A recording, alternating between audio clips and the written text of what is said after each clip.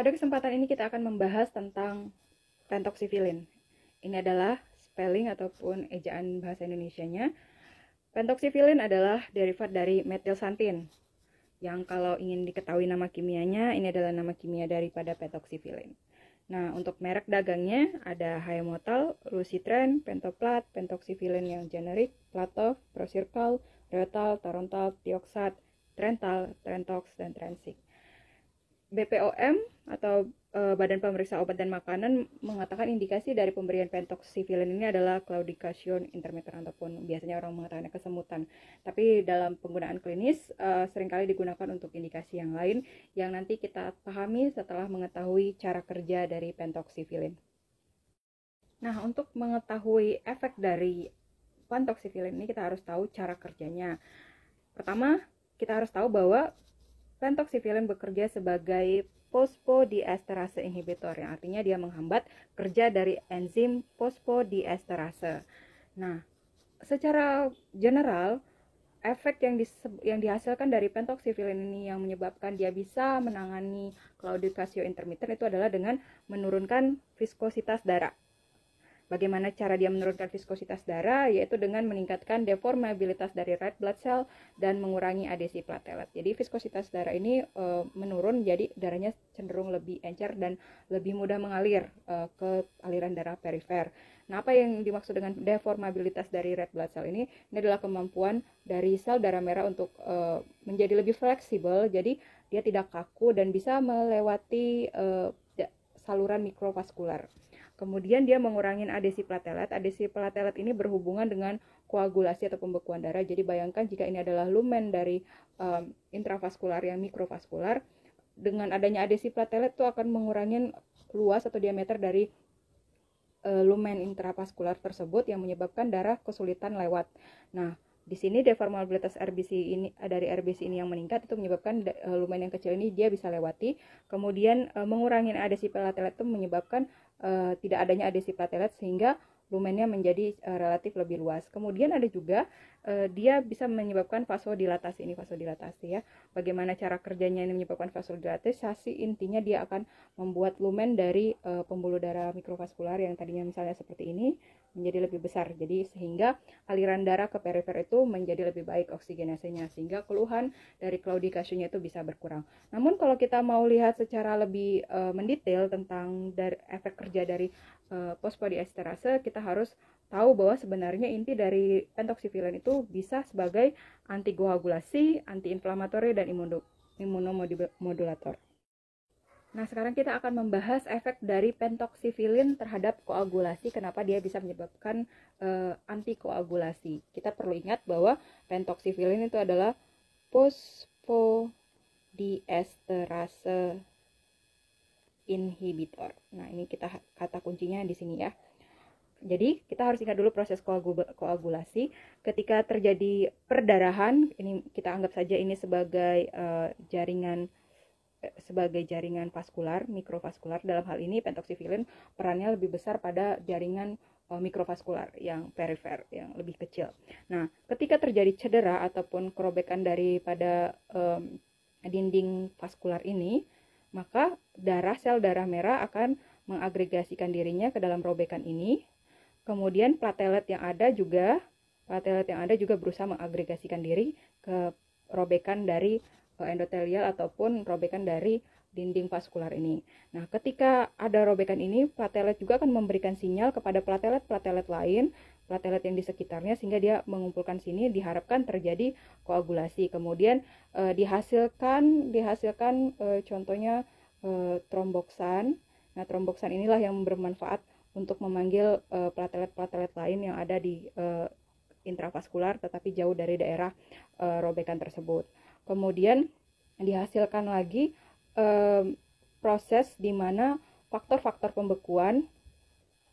pembekuan baik dari ekstrinsik maupun intrinsik yang akan ujung-ujungnya akan mengubah fibrinogen menjadi fibrin. Nah, fibrin ini adalah kolagen yang bisa mempertahankan bentuk daripada bekuan darah di sini, fibrin. ini insoluble.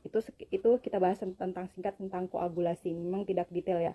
Nah, bagaimana peran fosfodiesterase ini pada proses koagulasi ini? Nah, kita lihat bahwa tromboksan ini dihasilkan untuk memanggil platelet lain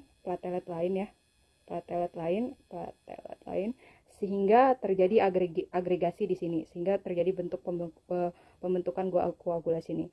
Fosfodiesterase ini menghambat pembentukan dari tromboksan ini. Bagaimana cara dia menghambat? Jadi dalam sel platelet itu terdapat CAMP. Nah, CAMP ini kalau diaktifasi dia akan membuat arakidonat dirubah menjadi prostaglandin, kemudian dirubah menjadi tromboksan. Nah, ketika CAMP diaktifkan ini, itu menggunakan enzim fosfodiesterase. Jadi CAMP diaktifkan oleh enzim fosfodiesterase.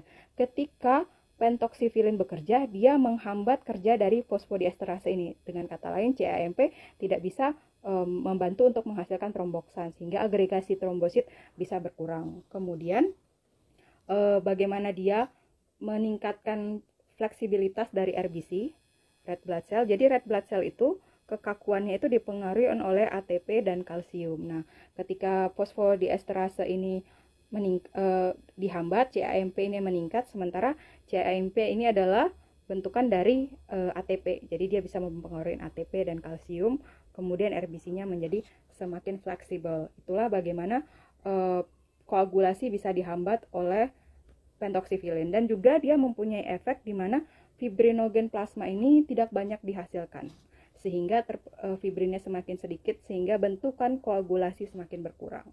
Itu secara singkat bagaimana pentoksifilin bisa mengganggu koagulasi. Dengan adanya efek antikoagulasi ini, ketika aliran darah mikrovaskular terhambat oleh adanya hiperkoagulasi, artinya koagulasi yang tidak diharapkan, maka koagulasi yang tadinya terbentuk yang tidak diharapkan ini bisa ditangani dengan pentoksifilin, tidak terjadi koagulasi, sehingga aliran darah ke perifer itu baik dan keluhan claudicaso bisa berkurang.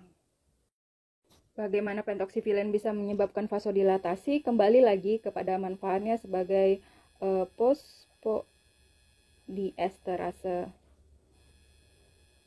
inhibitor yang menghalangi kerja dari CAMP.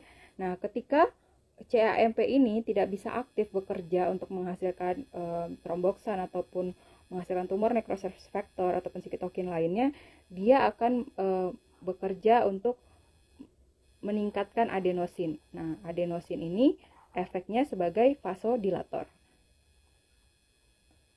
Nah, bagaimana adenosin sebagai vasodilator? Jadi sebenarnya pembuluh darah itu mempunyai nitric oxide. Nah, nitric oxide ini secara alamiah fungsinya untuk memvasodilatasi dari pembuluh darah. Ketika CAMP meningkatkan produksi ataupun kinerja dari adenosin, dia akan meningkatkan kerja dari nitric oxide yang kemudian akan menyebabkan vasodilatasi. Begitulah bagaimana pentoksifilin menyebabkan vasodilatasi dari pembuluh darah. Kemudian dia juga mempunyai efek anti-inflamatori.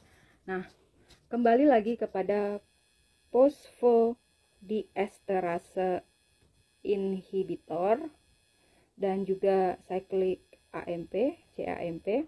Kita ingat bahwa ketika pentoksifilin bekerja sebagai fosfodiesterase inhibitor, CAMP tidak bisa bekerja, jadi CAMP akan meningkat sehingga tidak dihasilkan. Nah, CAMP ini adalah second messenger, yang artinya ketika sebuah sel memiliki CAMP, kemudian ada pesan, maka pesan ini akan dibantu disampaikan oleh CAMP. Nah, ini akan membuat proses bisa menghasilkan tumor necrosis factor alpha ataupun sitokin-sitokin lainnya yang akan meningkatkan inflamasi. Nah, ketika terjadi reaksi inflamasi berlebihan, maka pembuluh darah bisa terjadi pembentukan agregasi trombus yang tidak diinginkan, kemudian terjadi reaksi inflamatori yang berlebihan sehingga tidak diharapkan. Nah, di situ peran pentoksifilin sebagai fosfodiesterase inhibitor bisa mengurangi inflamasi. Kemudian sebagai imunomodulator hampir sama dengan anti-inflamatori. Kita ingat kembali lagi sebagai fosfodiesterase inhibitor yang bekerja menjadi untuk menghambat CAMP untuk bekerja. Nah, ketika terjadi iskemia, misalnya pada stroke ataupun serangan jantung, sel itu akan menghasilkan sitokin ataupun messenger yang bisa mengaktifkan neutrofil untuk berkumpul, kemudian membuat red blood cell menjadi kaku dan tidak bisa melewati lumen yang kecil, kemudian juga bisa menyebabkan sitokin ini bisa menyebabkan apoptosis. Nah, fosfodiesterase inhibitor ini akan menghalangi kerja CAMP untuk mengekspresikan sitokin tersebut sehingga tidak terjadi agregasi neutrofil atau agregasi leukosit, kemudian tidak terjadi apoptosis sehingga bersifat sebagai protektan imunomodulator.